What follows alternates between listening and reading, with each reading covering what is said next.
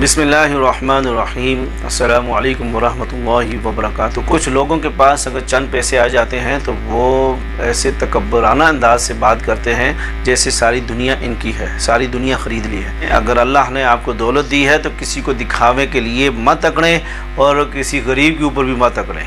वो दौलत आपकी है, ना वो गरीब छीन सकते हैं, ना वो आपका रिश्तेदार छीन सकता है। बराना अंदाज के अंदर पेश आ रहे हैं तो आपके सारी दौलत के अंदर मिलावट है। अल्लाह ने कुरान के अंदर कहा माल और औलाद ये फितना है।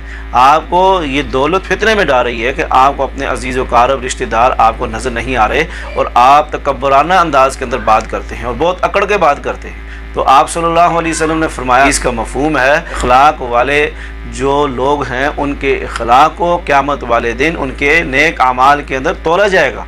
तो आज हमारे अखलाक जो है वो रद्दी की तरह है। तो किसी वक्त हम अखलाक के साथ हैं, किसी वक्त हम तेवर चढ़ा कर बैठे हुए हैं। ऐसे नहीं है। ये दौलत, ये शोहरत, ये आज़माइश है। माल औलाद ये आज़माइश है।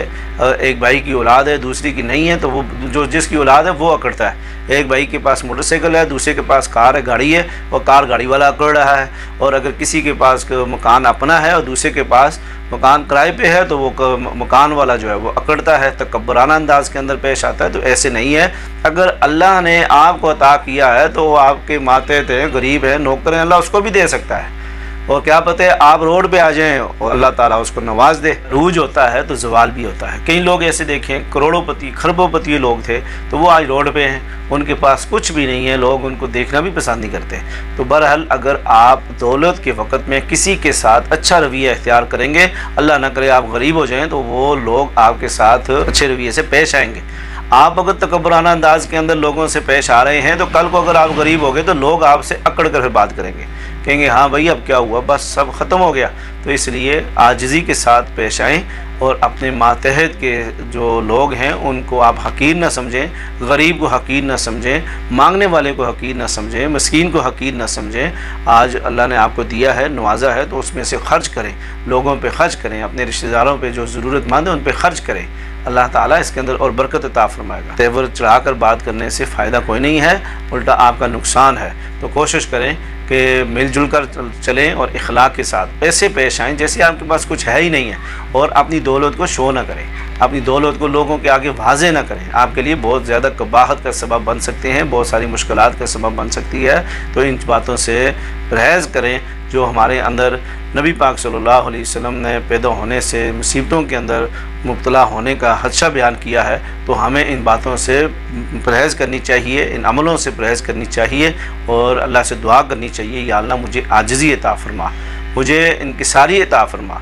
अंतवाज़ु लिल्लाह रफ़अल्लाह। जो शख्स अपने आप को कम समझता है अल्लाह ताला उसको बुलंद कर देता है, उसका मुकाम आला हो जाता है, इज़्ज़तदार इंसान बन जाता है। अगर वो अपने आप को कम समझे, उसको अपने नाम की फ़िक्र न हो। किसी को ईद दे रहा है और लोगों को दिखा रहा है देखो मैंने इतनी ईद दे दी है, और किसी की शादी पे कोई पैसे दे रहा है तो लोगों को दिखा रहा है। और अगर कोई उसके मकान में किराएदार है, गोदाम में किराएदार है, फैक्ट्री में किराएदार है, कारखाने में किराएदार है, और अकड़ के कहता है मेरे तो ये किराएदार है, इनकी क्या बात है, ये तो मेरे जूतियों के अंदर है। तो बहरहाल बड़े बड़े लोगों को देखा है, बड़े बड़े लोगों को हमने सुना है, अपने आँखों से देखा, अपने कानों से उनकी बातें सुनी। ऐसी तकब्बराना बातें थी, सुन के इंसान जो है परेशान हो जाता था कि ये कितने बेईमान लोग हैं कि अल्लाह ने इनको दिया भी हुआ है फिर भी अल्लाह के नाफरमान हैं, फिर भी अल्लाह और अल्लाह के रसूल की नाफरमानी के अंदर मुब्तला हैं। तो इसलिए तकब्बराना अंदाज़ अल्लाह को पसंद नहीं है। तकब्बर जो है अल्लाह को पसंद नहीं है।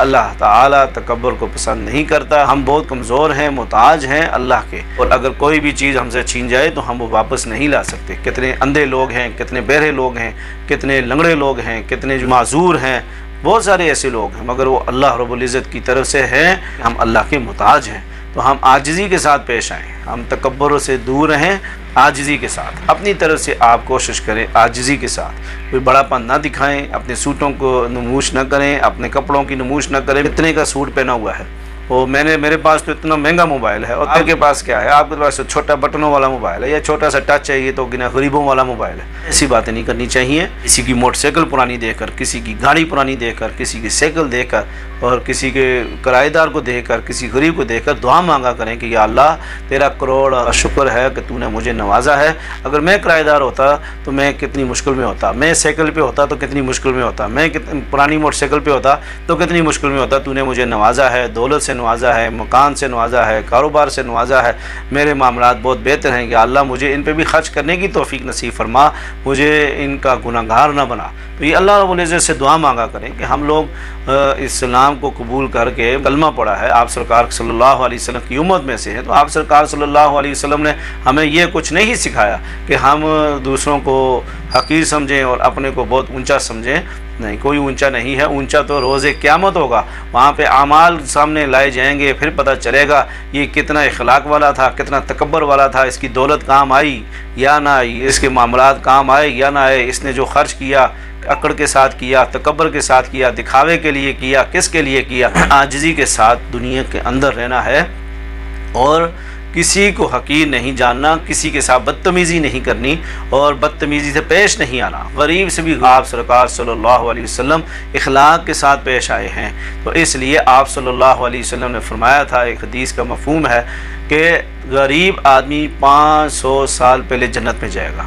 غریب آدمی امیر آدمی سے 500 سال پہلے جنت میں جائے گا۔ جنت تو بہت قیمتی چیز ہے، جنت تو ساری زندگی کی محنت کا نچوڑ ہے، ساری زندگی محنت کر کے اور وہ جو مقام ہم نے حاصل کرنا ہے وہ جنت ہے، ہماری تو منزل جنت ہے۔ تو پھر جس کو جنت ملی تو اس کو دولت کی تو ضرورت ہی نہیں ہے، وہ جنت غریب ہو، امیر ہو، فقیر ہو، مغل ہو، راجپوت ہو، رائی ہو، کوئی بھی ذات کا ہو، کسی جگہ کا بھی ہو، اور اگر وہ اللہ کے رسول صلی اللہ علیہ وسلم کے طریقوں کے مطابق اپنی زندگی گزار رہا ہے تو وہی امیر آدمی ہے۔ اللہ رب العزت اسی کو عطا فرمائیں گے، اسی کو نوازیں گے۔ پیسے کی بھی بو ہوتی ہے، اور اس کے علاوہ مکان کی بھی بو ہوتی ہے، کارخانے کی بو ہوتی ہے، اچھی جوتی کی بو ہوتی ہے، اچھے کپڑوں کی بو ہوتی ہے۔ آپ جو اچھا مہنگا پرفیوم لگاتے ہیں اس کی تو ظاہری خوشبو ہوتی ہے، مگر کسی کو دکھاوے کے لیے جب لگاتے ہیں کہ بھائی اگلے کو دکھانا ہے تو اس کی وہ خوشبو نہیں رہتی، وہ بدبو ہو جاتی ہے۔ اس لیے کسی کے ساتھ ایسے معاملے نہ کریں کہ جو دوسرا بندہ کہے بھائی اللہ نے مجھے نہیں دیا، اس کے دل میں یہ بات پیدا ہو، تو اس سے پرہیز کریں، اور دوسروں کا، غریبوں کا خیال کریں، ان کے ساتھ بیٹھیں اور ان کے برابر میں بیٹھیں، ان سے اونچا نہ بیٹھیں، اکڑ کے نہ بیٹھیں، اور ان کو بالکل حقیر نہ جانیں۔ کیا پتہ ہے آپ کی یہی نیکیاں، یہی اعمال آپ کو بخشوا دیں، آپ کی بخشش کا ذریعہ بن جائیں، تو یہ دنیا یہاں ہی رہ جانی ہے۔ دولت، مکان، کوٹھیاں، بنگلے، گاڑیاں سب یہاں رہ جائے گا، جو آپ کے ساتھ جائے گا وہ آپ کا عمل ہے، وہ آپ کے اعمال ہیں، لوگوں کے ساتھ اچھا برتاؤ ہے، لوگوں کے ساتھ احساس والی زندگی ہے، لوگوں کے ساتھ جو ہے مشکل وقت میں ساتھ دینا ہے، یہی آپ کی نجات کا سبب بنے گا۔ تو اللہ تعالیٰ سے دعا ہے کہ اللہ تعالیٰ ہمیں عاجزی کے ساتھ، اخلاق کے ساتھ جو ہے زندگی گزارنے والا بنائے، اور ہر طرح کی تکبر کی زندگی سے ہمیں محفوظ فرمائے۔ اگر ہمارے اندر تکبر ہے اللہ تعالیٰ اس کو ہمارے اندر سے نکال دے، اور ہمیں ایسی زندگی عطا فرمائے کہ جس کے بدلے میں ہمیں اللہ جنت عطا فرمائے۔